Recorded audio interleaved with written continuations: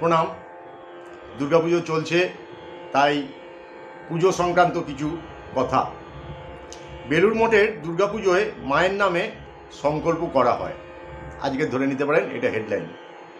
রামকৃষ্ণ মঠ ও মিশনের প্রবীণ সন্ন্যাসী বেলুড় মঠের স্বামী বৈদ্যনাথনন্দজির কিছু কথা।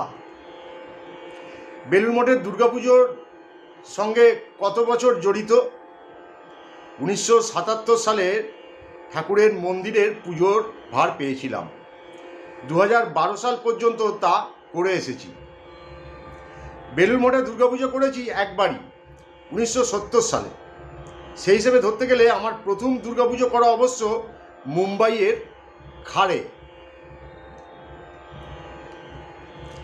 আরও আগে 1966 সালে।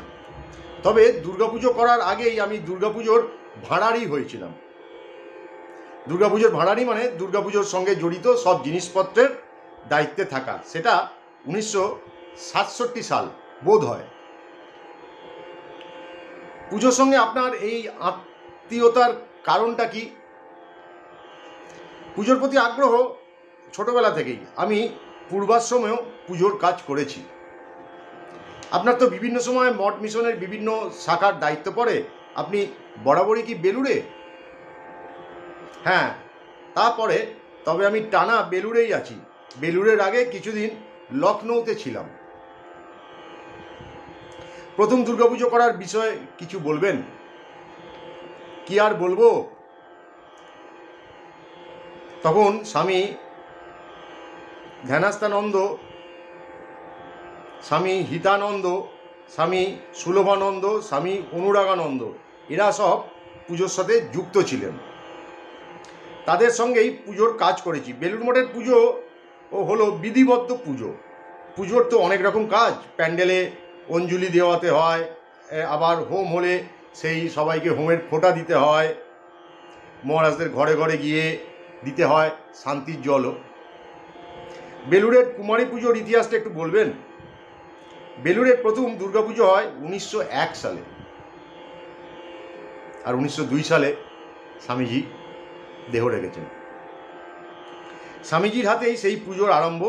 সে বছর স্বামীজি নিজের হাতে 8 জন কুমারীকে পুজো করেছিলেন।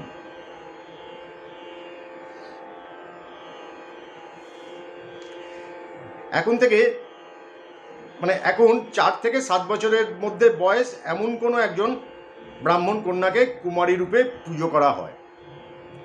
অন্য জায়গার সাথে বেলুড়ের দুর্গাপুজোর মূল ফারাকটা কি? দেখুন, শাস্ত্র তো মানাই হয়, কিন্তু শুধু শাস্ত্রের বিধানটাই বেলুড়ে কিন্তু সব নয়। অন্যত্র হয় পুজো, আর বেলুড়েও হয় সেবা পুজো। মানে সেবার দিক থেকে পুজোর পুরো অনুষ্ঠানটিকে দেখা হয়। মঠের পুজো এছাড়া আলাদা কোনো বৈশিষ্ট্য আছে কি? মঠের দুর্গাপুজোয় মায়ের নামে মানে সারদা দেবীর নামে সংকল্প করা হয়। এখানে তো পশু বলি হয় না। সন্ধি পুজোয় কলা বলি হয়, নবমীতে আগ বলি। তবে এইখানে ভোগ আমিষ, বহু প্রকার ব্যঞ্জন সহকারে আমিষ ভোগ মাকে নিবেদন করা হয়। আগে মঠের হাতে পয়সা কোথায় ছিল, খুব কষ্ট করে সব আয়োজন করা হতো। আর এখন তো 20 থেকে 25,000 টাকার শুধু ফুলই কেনা হয়। বেলুড় মঠের ভোগ তো খুব বিখ্যাত। ভোগ কে রাঁধেন? ঠাকুরের ভোগ রাঁধেন আমাদের নিজস্ব বামুন। সাধারণ ভোগ রান্নার তদারক করে ঘনশ্যাম পাচকের টিম। পুজোয় কতজন প্রসাদ পান মঠে? বলা খুব মুশকিল। মহালয়ার দিন 10,000 জন প্রসাদ পেয়েছেন। বিশেষ দিনে বা উৎসবে দিনে কোনো হিসেব থাকে না। শনিবার রবিবার হলে 1,000-2,000-এর বেশি, না হলে মোটামুটি 800 থেকে 2,000 জন। প্রতিমা কি মঠেই তৈরি হয়? কুমোর কি বংশানুক্রমে একই পরিবারেরই হয়? মঠে বরাবরই এক চালার ঠাকুর হয়, একটা চালা। প্রথমবার স্বামীজি কুমোরটুলি থেকে মূর্তি আনান। এখন মূর্তি মঠেই হয়।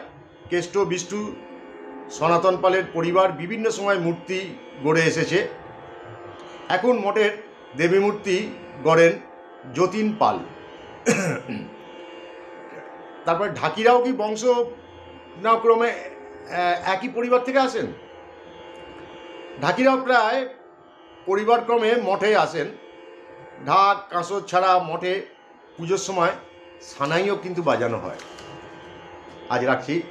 বেলুড়ের দুর্গাপুজো সম্বন্ধে আপনাদের এই তথ্য দেওয়াতে আমিও শান্তি পেলাম। আপনারাও যারা রামকৃষ্ণ বেলুড় মঠের সঙ্গে সরাসরি না হলেও পরোক্ষভাবে যুক্ত আছেন, তাদেরও এটা শুনে খুব ভালো লাগবে।